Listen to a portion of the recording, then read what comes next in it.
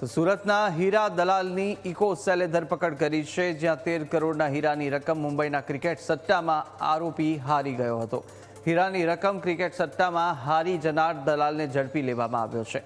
હીરા વેપારીઓ પાસેથી હીરા મેળવી હીરાની રકમ સટ્ટામાં હારી ગયો હતો અને પોલીસે ટેકનિકલ સોર્સ અને હ્યુમન સોર્સિસના આધારે આરોપી સાહિલ શાહને દબોચી લીધો છે. ક્રિકેટ સટ્ટા બેટિંગમાં કરોડો રૂપિયા લગાવી હારી ગયો હોવાની આરોપીએ કબૂલાત કરી હતી. અને આ હીરાનું જો તમે વેચાણ કરશો તો આ હીરાના વેચાણમાં તમને ખૂબ મોટો ફાયદો થશે એવો વિશ્વાસ આ વેપારીઓને અપાયો હતો. અને વિશ્વાસના આધારે ટોટલ 13 કરોડ 32 લાખ રૂપિયાના અલગ અલગ હીરાઓ એણે આ વેપારીઓ પાસેથી લીધા હતા સાહિલ શાહે. અને ત્યારબાદ આ હીરા છે એણે આગળ કલકત્તા, હૈદરાબાદ, મુંબઈ કોઈ પણ વેપારીને કંઈ આપ્યા નહીં અને બારોબાર એ પોતાના અંગત ફાયદા માટે આ હીરા એમની પાસેથી લઈ લીધા હતા અને આ પ્રકારે એણે છેતરપિંડી કરી હતી.